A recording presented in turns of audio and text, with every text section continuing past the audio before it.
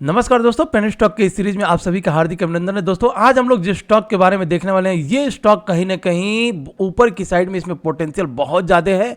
हालांकि बहुत दिनों से आप सबका क्वायरीज था कि ये स्टॉक कहीं ना कहीं अपर सर्किट में चल रहा है, तो इसको कैसे ले, किस तरह से लिया जाए, लेकिन वो इंतजार कल के दिन खत्म हो गया था। जी हाँ दोस्तों, मैंने आपको टेलीग्राम, जी हाँ दोस्तों, अगर आप टेलीग्राम चैनल पर नहीं तो सबसे पहले टेलीग्राम चैनल को ज्वाइन कीजिएगा, क्योंकि यहाँ पर हम लोग एक से बढ़कर एक स्टॉक को पिक करते हैं और इसमें दिन भर में इतना बढ़िया प्रॉफिट होता है। और जो भी प्रॉफिट हम लोग यहाँ पर लाइव लेवल, जो मेरे लाइव लेवल्स होते हैं, मैं यहाँ पर अपडेट करता हूँ और जो लोग प्रॉफिट करते हैं स्क्रीनशॉट डालते हैं और मैं यहाँ पर पोस्ट भी करते रहता हूँ। तो दोस्तों बिना देर किए आप टेलीग्राम चैनल को ज्वाइन जरूर कीजिएगा। आइए सबसे पहले हम बात करने वाले हैं स्टॉक की। जी हाँ, इसका नाम है एमएफएल इंडिया। एमएफएल इंडिया की अगर हम बात करें तो ये किस तरह से ऊपर जाएगा, ये देखिएगा एएसएम लिस्ट में है, स्टेज 2 में है, ठीक है, नो प्रॉब्लम। लेकिन जो मैं बात कर रहा था कि कल इसका अपर सर्किट ब्रेक हुआ था, तो क्या आपने ट्राई किए थे? जिस तरह से मैं बताया था कि अगर आप टेलीग्राम चैनल पे आएंगे तो मैं वहां पर आपको ट्रिक बता दिया हूं। उस ट्रिक से आपको कोई भी स्टॉक जो अपर सर्किट में होता है आपको मिल जाएगा बाई करने के लिए। सो दोस्तों सबसे पहले यहां पर देख सकते हैं आप, ये जो दिख रहा है ये लेवल यहां पर हुआ था ब्रेक एमएफएल इंडिया का। और इस ब्रेक में जिन लोगों ने भी लगा करके रखे होंगे ऑर्डर, और वो कौन सा ऑर्डर है वो सारा कुछ मैं अपडेट किया हूं, टेलीग्राम पर सारा कुछ अपडेट करते रहता हूं। अगर इस तरह से कोई स्टॉक का ब्रेकआउट होता है तो वो सारा कुछ मैं आपको कहां पर शेयर करता हूं, सारा कुछ मैं अपने टेलीग्राम चैनल पे बताते रहता हूं। तो दोस्तों ये हो गया सबसे पहले एमएफएल इंडिया। और एमएफएल इंडिया को अगर हम बाई करें, अगर सपोज हमने बाई कर लिया, अब बहुत से लोगों ने यूट्यूब में आकर के कमेंट बॉक्स में लिखे कि सर 5 दिन से 6 दिन से लगातार ट्राई कर रहा हूं लेकिन हो नहीं रहा है, बाई नहीं हो रहा है। लेकिन कल अगर ट्राई किए होंगे तो कल तो बाई हो गया होगा। अब जब बाई हो गया है तो अब आगे आने वाले दिनों में इसका टारगेट कहां तक हो सकता है? हालांकि ये कंपनी, मैं आपको एमएफएल इंडिया के बारे में अगर मैं थोड़ा सा बहुत पीछे जाकर के बताऊं तो ये 1981 में दोस्तों लेडीज़ का जो जैसे परफ्यूम वगैरह होता है ना, ये बनाने वाली कंपनी सबसे पहले बनाती थी। तो क्या लिखा है, मार्केटिंग में cosmetic product manufacturing by its group. So ये बहुत पहले इसका ये काम था, लेकिन बाद में चेंज करके इस कंपनी ने लॉजिस्टिक का काम कर रही है अभी। तो लॉजिस्टिक में हम देखेंगे एयरपोर्ट के जितने भी कार्गोस वगैरह होते हैं, तो बेसिकली अभी लॉजिस्टिक का ही काम कर रही है। तो ये हो गया। लेकिन अगर इसके फंडामेंटल को हम लोग थोड़ा सा यहाँ पर एक नज़र फंडामेंटल पे घुमा लें तो मैं यहाँ पर अपडेट कर देता हूं आपको। एक चीज मैं आपको बता देता हूं इसका फंडामेंटल।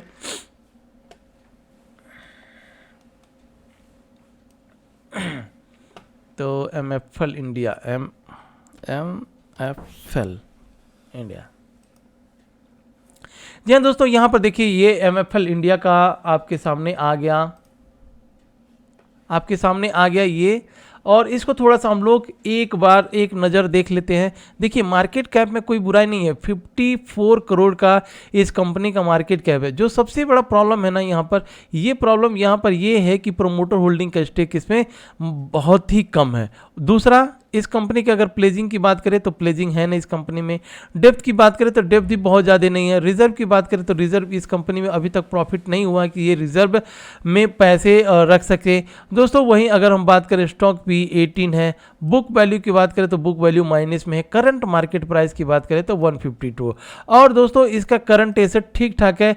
और करंट लाइबिलिटीज़ की बात करें तो करंट लाइबिलिटीज़ भी नाम मात्र के बराबर है। लेकिन इसमें जिस तरह के वॉल्यूम बन रहे हैं, आप यहाँ पर वॉल्यूम को एक बार अगर देखेंगे तो जिस तरह से ये वॉल्यूम बन रहा है, इस तरह से ऐसे लग रहा है कि इसमें बहुत लोग बाई कर रहे हैं, ठीक है।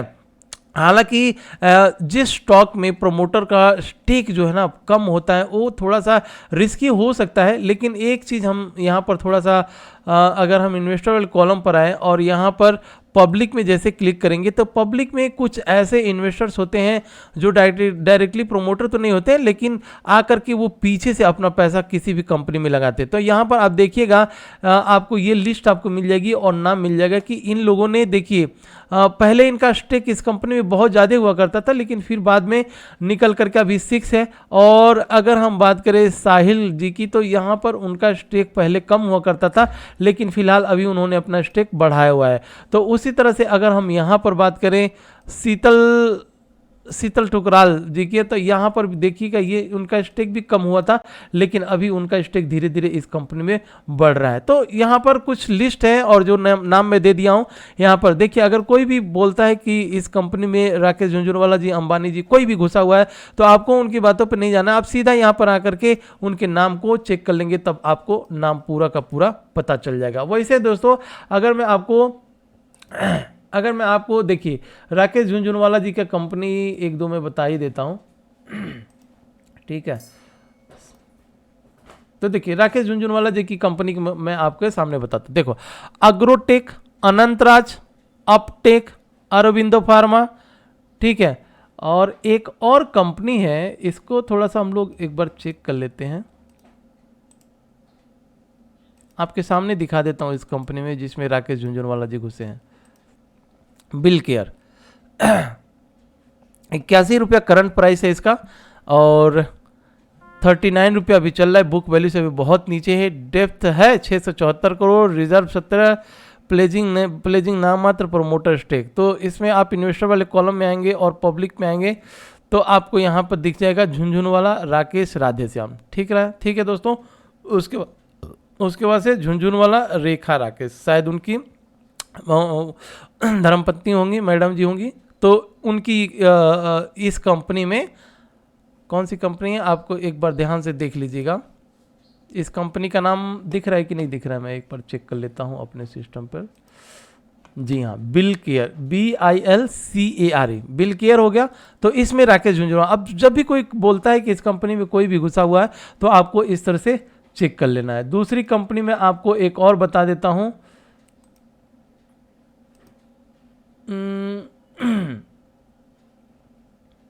विजय केडिया जी की कंपनी बताऊंगा, ठीक है। विजय केडिया के बारे में आप लोग पढ़िएगा, बहुत बढ़िया इंसान है।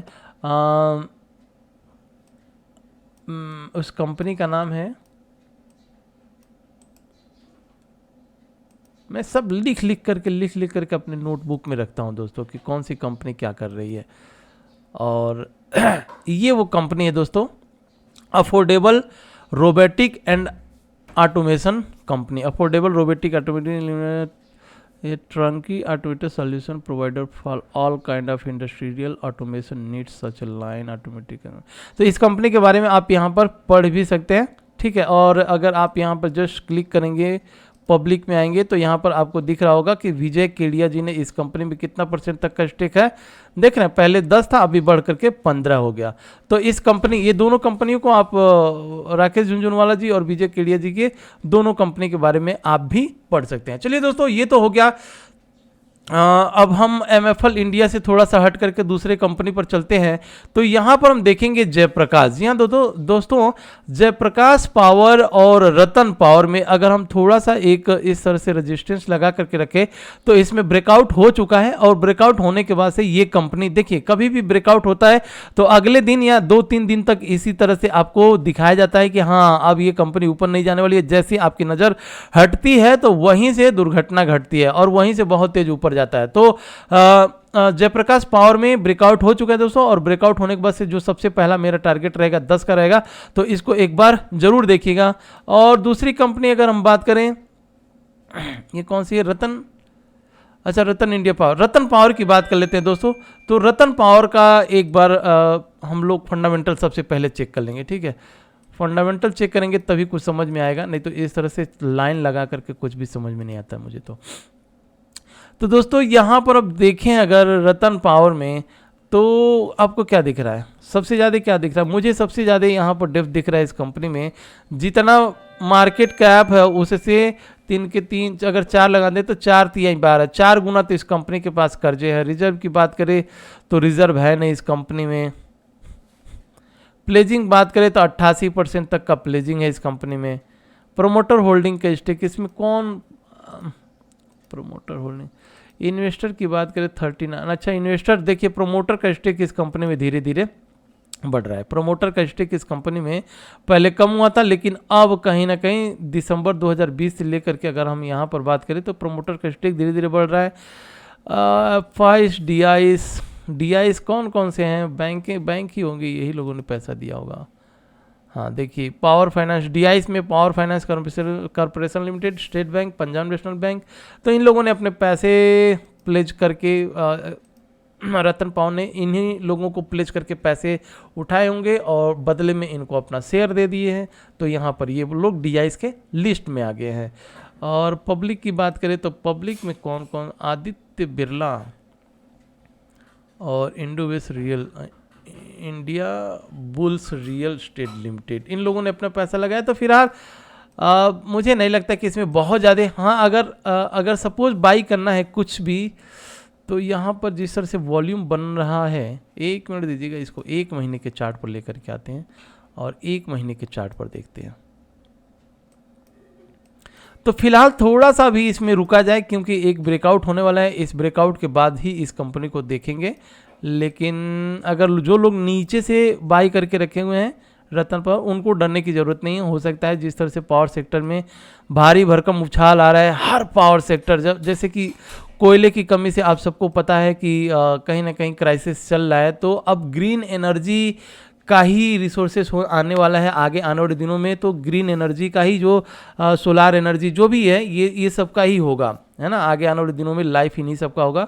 तो मुझे लगता है कि अगर ये लोग ग्रीन एनर्जी की तरफ बढ़ते हैं और कुछ काम करते हैं तो ही कुछ होगा, नहीं तो फिर मुश्किल हो जाएगा। तो यहाँ पर जिस तरह से वॉल्यूम बन रहा है दोस्तों, आज तक देखिए कभी भी जितना भी ये गिरा है ना, लेकिन कभी भी इस तरह के वॉल्यूम नहीं बने हैं। और जिस तरह से वॉल्यूम बनना है तो निकलने दीजिए थोड़ा सा 8, 8.5 के ऊपर, उसके बाद से देखा जाएगा इस कंपनी को। लेकिन जो लोग नीचे के साइड में बाई करके रखे हुए हैं उनको डरने की ज़रूरत नहीं है। ठीक है फ्रेंड्स, तो दोस्तों फिलहाल हम लोगों ने देख लिया कि MFL इंडिया का ब्रेकआउट हुआ था, अब मतलब क्या कहते हैं, सर्किट ब्रेकआउट हुआ था, बहुत से लोगों ने बाई कर लिया। और इसी तरह से अगर आप ट्राई करते हैं तो MFL इंडिया अभी भी ठीक ठाक है, ऊपर जाने की प्रोबेबिलिटी बहुत ज़्यादा है। उसके बाद से हम लोगों ने देख लिया राकेश झुनझुनवाला और विजय केडिया की 2 कंपनी, जिसमें अगर आप इंटरेस्टेड हैं तो उसका फंडामेंटल जरूर पढ़िएगा। उसके बाद से रतन पावर को हम लोगों ने देख लिया, और उसके बाद से एक और जयप्रकाश पावर, JP पावर को भी हम लोगों ने देख लिया। तो ये दोनों कंपनियां, मतलब देखिए, जिनका फंडामेंटल खराब हो, ठीक है, जिनका फंडामेंटल खराब हो उसमें आपको एंट्री करना है, बहुत बड़े टारगेट के लिए नहीं घुसना है, छोटे छोटे प्रॉफिट लेकर के निकलते रहना है। ठीक है फ्रेंड्स, और मैं बार बार आपको टेलीग्राम चैनल पे बोलते रहता हूं कि प्रॉफिट बुक करना एक कला है, बाकी सब साइंस है, और वो साइंस शेयर मार्केट आप अगर ज़्यादा दिन से हैं तो सिखाती ही रहती है। तो जब आपको रिस्की स्टॉक में जब भी आप घुसे तो आप ये मत समझे कि वहाँ पर मैं करोड़ों बना करके निकलूंगा, नहीं, आपको एक प्रॉफिट मिला बाहर। अब जैसे सिंटेक्स की स्टोरी में बताता हूँ। सिंटेक्स हम लोगों ने जब न्यूज आया था तो 5-6 रुपये पर चला था, 5-6 रुपये हम लोगों ने बाई किया था, और मैंने बोला था कि 17-18 रुपया मुझे इसका दिख रहा है चार्ट के ऊपर प्राइस सेक्शन, और वहीं 17, 18, 19, 20 तक पहुंचे, और 20 के बाद से वो धड़ाम से नीचे गिर गया। अब न्यूज़ क्या हुआ, क्यों इस तरह से सिंटेक्स गिरा, ये थोड़ा सा देखते हैं, है ना, उसके बाद से अपडेट करेंगे। सो दोस्तों, इसी के साथ लेता हूँ विदा। वीडियो अगर आपको अच्छी लगे प्लीज़ लाइक शेयर और सब्सक्राइब जरूर कीजिएगा। जय हिंद फ्रेंड्स।